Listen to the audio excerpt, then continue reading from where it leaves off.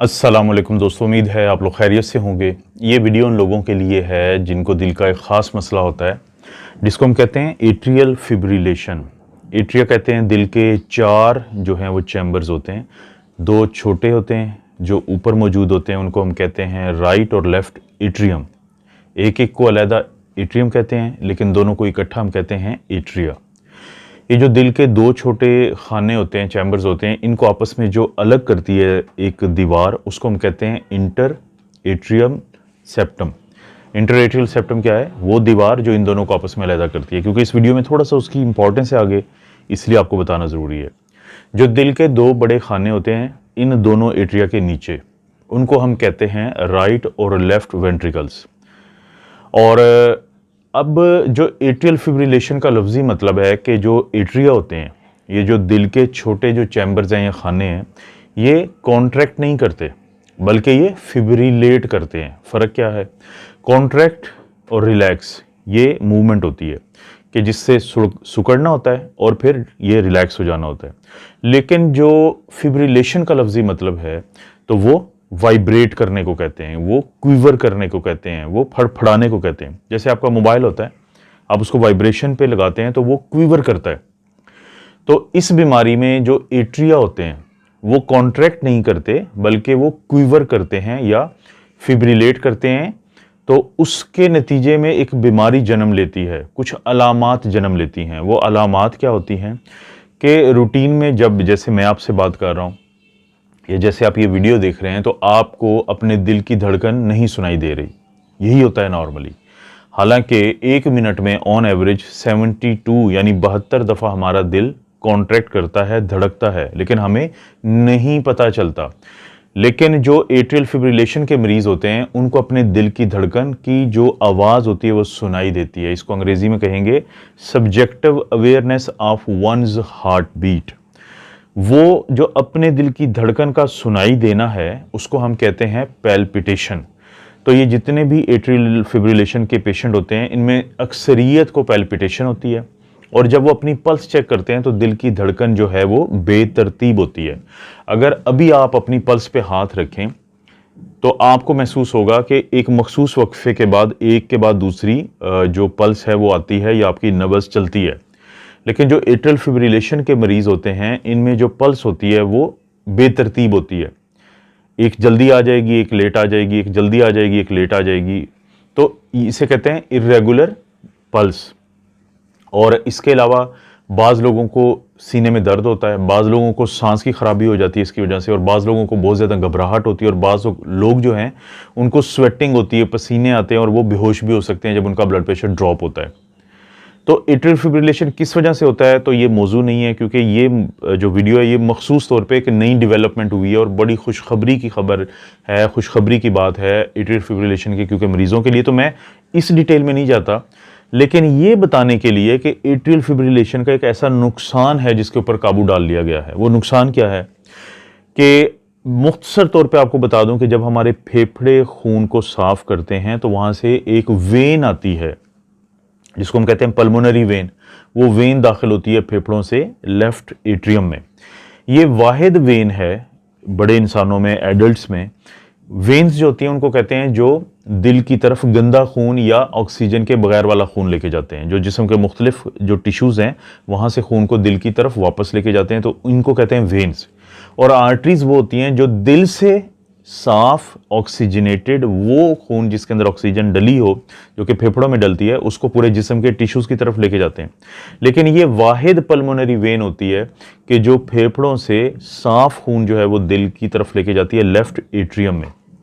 अब यहाँ पे होता क्या है कि जब लेफ्ट एट्रियम में दाखिल होता है ब्लड साफ शुदा, ऑक्सीजन शामिल हुआ, तो वहाँ से लेफ्ट एट्रियम से लेफ्ट वेंट्रिकल में खून जाता है। एक दरवाज़ा होता है जिसको हम कहते हैं माइट्रल वेल्व, तो उसके रास्ते से।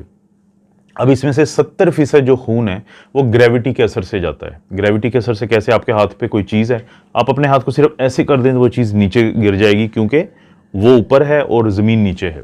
इसी तरह हमारा जो दिल का लेफ्ट एट्रियम है वो ऊपर की तरफ है, तो खून जो है 70% वो ग्रेविटी के असर से लेफ्ट एट्रियम से लेफ्ट वेंट्रिकल में चला जाता है। अब जो 30% बाकी होता है, तो वो जो खून है उसको भेजने के लिए जो लेफ्ट एट्रियम है वो सिकुड़ता है या कॉन्ट्रैक्ट करता है। इसको कहते हैं एट्रियल किक, जिससे सारा जो खून है वो नीचे चला जाता है लेफ्ट वेंट्रिकल में। फिर लेफ्ट वेंट्रिकल जब उस कॉन्ट्रैक्ट करता है, सिकुड़ता है, तो वो पूरे जिस्म में खून को भेज देता है। खून की सबसे बड़ी एक नाली होती है जिसको हम कहते हैं एओर्टा, उसके जरिए। अब ये जो लेफ्ट एट्रियम है, इसमें जब ये वो मरीज लोग जिनको एट्रियल फिब्रिलेशन होता है, तो उनमें क्योंकि वो जो 30% खून ने जाना होता है कॉन्ट्रैक्शन से, तो अब तो लेफ्ट एट्रियम तो कॉन्ट्रैक्ट नहीं कर रहा, वो तो क्वीवर कर रहा है, वो तो फिब्रिलेट कर रहा है। तो वो जो 30% खून होता है उसमें से काफ़ी जो हिस्सा है वो इस लेफ्ट जो एट्रियम है उसकी एक पॉकेट होती है। जैसे साइड पे किसी की आपकी एक पॉकेट होती है, एक ऐसा हिस्सा होता है जो बाहर की तरफ थैली की तरह निकला होता है, जिसे हम कहते हैं लेफ्ट एट्रियल अपेंडेज। अब ये खून जब उधर खड़ा हो जाता है, तो कोई भी ब्लड, आपने भी देखा होगा कि अगर खून जिस्म से बाहर निकल के कहीं पे भी खड़ा हो तो वो फौरी तौर पे क्लॉट हो जाता है, यानी उसके लोथड़े बन जाते हैं। तो लेफ्ट एट्रियल के मरीजों में हमेशा यही होता था कि जब उनका खून लेफ्ट एट्रियल अपेंडेज में रुकता है तो वो क्लॉट हो जाता है। और जब क्लॉट होता था, तो जब कभी खुद ब खुद या दवाइयों की वजह से इन लोगों की जो लेफ्ट एट्रियम की कॉन्ट्रैक्शन है वो नॉर्मल होती थी, या क्लॉट इतना बड़ा हो जाता था कि वो टूट के छोटे छोटे पीसेज में पहले आता था लेफ्ट वेंट्रिकल में, और वहाँ से खून की नालियों की मदद से ये फिर चला जाता था या दिमाग में, जिससे दिमाग का फालिज होता था, या ये जो पाँव की जो टांगों की शरियानें होती हैं, आर्टरीज होती हैं, कैपिलरीज होती हैं, वहाँ फंस जाता था, जिससे कि वहाँ पे भी गैंग्रीन होती है या डेड इशू होता है। तो ये जो प्रॉब्लम था, इसको हल करने के लिए इससे पहले हम लेफ्ट एट्रियम का जो इशू है, ये एट्रियल फिब्रिलेशन वालों का जो मसला है, तो हम इन लोगों का खून पतला करने की दवाई देते थे। जैसे रिवरॉक्साबेन है, जैसे कि हम सुनते रहते हैं आप भी, पहले वारफरिन है, हेपरिन है, एनॉक्साप्रिन है, ताकि इन लोगों का खून इतना पतला रहे कि ये क्लॉट कम से कम बने, और बने भी तो वो आहिस्ता आहिस्ता खुद ही डिसॉल्व हो जाए। इसका नुकसान क्या होता था, खून की दवाइयाँ पतला करने वाली, जो खून पतला करने वाली दवाई दी जाती है, कि खुदा न खास्ता ये मरीज़ जो है इनको ब्लीडिंग भी हो सकती थी, इनको खुदा न खास्ता दिमाग का जो ब्रेन हेमरेज भी हो सकता था। तो और भी बड़ी कॉम्प्लिकेशंस थी जो इन दवाइयों के मुसलसल इस्तेमाल से होती थी, क्योंकि फिर इनको मॉनिटरिंग करनी पड़ती थी। तो इसका अब एक हल निकला है कि जो एबट कंपनी है उसका एक आला है, वो आला तस्लीम कर लिया गया है फूड एंड ड्रग एडमिनिस्ट्रेशन, जो अमेरिका का एक बड़ा इदारा है, और दुनिया के तकरीबन 80 मुल्कों में अभी ये इस्तेमाल हो रहा है ये आला। तो जो FDA ने अप्रूवल दे दी है एबट कंपनी के इस एम्यूलेट एक डिवाइस है, एम्पलीटाइजर एम्यूलेट डिवाइस, ये इसका पूरा नाम है।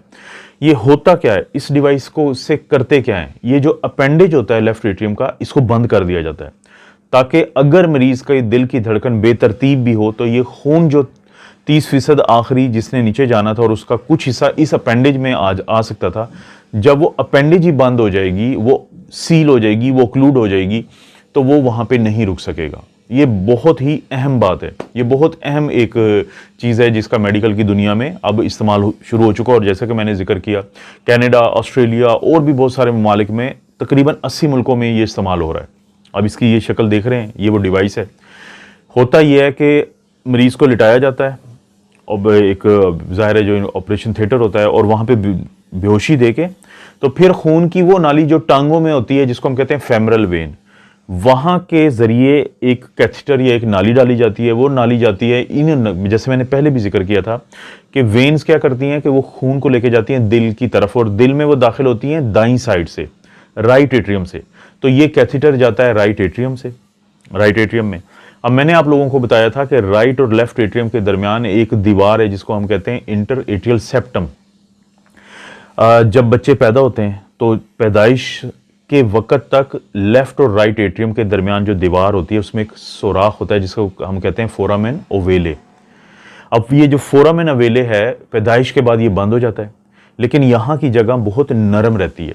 तो ये कैथेटर जो डाला गया था, फिर ये इस दीवार से गुजारा जाता है, और इस दीवार से गुजारे जाने के बाद फिर इसको अप्रोच दी जाती है लेफ्ट एट्रियम के उस थैली की तरफ या अपेंडेज की तरफ। और इस तमाम चीज़ों को हम, जो दिल का एक अल्ट्रासाउंड होता है जिसको हम कहते हैं एकोकार्डियोग्राफी, उससे हम मॉनिटर कर रहे होते हैं। और जब हम वहाँ पे पहुँच जाते हैं तो फिर हमने यहाँ का साइज़ देखते हैं कि इस अपेंडेज का कितना साइज़ है, उस साइज को सामने रखते हुए फिर हम वो डिवाइस लेके जाते हैं दोबारा इसी रास्ते से जिस रास्ते से हम गए थे, और उस डिवाइस को वहां पे लगा के दोनों तरफ से सील कर देते हैं, जिसका फ़ायदा ये होता है कि ये जो अपेंडेज होता है ये मुकम्मल तौर पे बंद हो जाता है। और एबेट की इस डिवाइस की ख़ास बात ये होती है क्योंकि ये दोनों तरफ का डिवाइस होता है, इसको रीपोजिशन भी किया जा सकता है, तो खून पतला करने वाली दवाइयों देने की जो है वो ज़रूरत नहीं होती।